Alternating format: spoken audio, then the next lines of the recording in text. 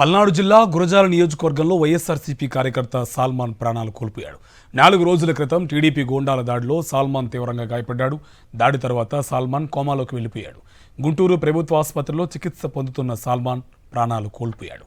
కూటమి ప్రభుత్వం అధికారంలోకి రాగానే పిన్నెల్లి గ్రామం వదిలి వెళ్లిపోవాలని సాల్మాన్ను టీడీపీ నేతలు హెచ్చరించారు.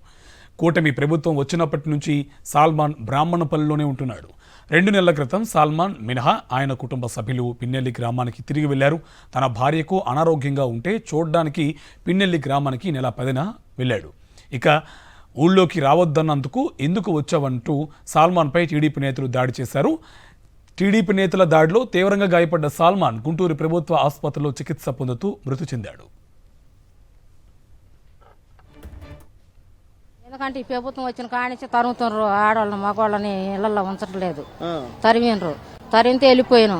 బ్యానపల్లి వెళ్ళిపోయి బ్యానపల్లిలోనే అద్దెకుంటున్నాను. నేను జ్వరం దగ్గర లేకపోయేసరికి ఆయన పిలిపించిన. మరి నాకు పొలం వేయటం చేత కాదు, మరి నువ్వు ఒక్కడ వేస్తావని అడగటానికి పిలిపించిన. పిలిపిస్తే ఇంకా వచ్చిండ్రు 10 మంది దాకా. ఏదో రాళ్లు తీసుకొని కొట్టిండ్రు, ఆడ కట్టెలు ఉంటే తీసుకొని కొట్టిండ్రు తీవ్రంగా. మేము కూడా కేకలు పెట్టి ఏడ్చుకుంటా ఆయన మీద పడి ఉంటే మమ్మల్ని కూడా నెట్టికి వేసిండ్రు. అటోళ్ళు ఇటోళ్ళు కేకలు పెట్టాకనే జనం వచ్చాకనే ఇంక వెళ్ళిపోయారు. అంటే ఎందుకు వచ్చినవు ఈ ఊరు, నేను రావద్దని చెప్పి బెదిరిస్తున్నాగా, నువ్వు ఎందుకు వస్తున్నావో అని అన్నాడు. నమ్మకంగా రాగానే కొట్టడం ఇది దారుణం. ఎందుకు కొడుతున్నారు? మీరు వైసీపీ వాళ్ళు ఊళ్ళో ఉండకూడదు, వద్దు. మొత్తం 1160 కుటుంబాలు బయటికి పోయినాం. ఒక 100, 150 వచ్చి ఉంటాయి. ఇప్పుడు దొంగతనంగా వచ్చి ఉంటవే. ఏమలోకి వస్తే మీరు వద్దు పొమ్మని పోలీసు వాళ్ళే వద్దు అంటారు. మీరు వెళ్ళిపోండి.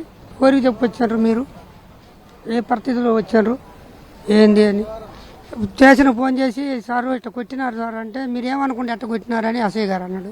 సాల్మాన్ ఎవరు గొడవ పోయింది లేదు, ఏమి లేదు. నన్ను కొట్టించినావు అని కచ్చపెట్టుకొని ఆ పేదరు అనే స్వామి కొట్టిండు.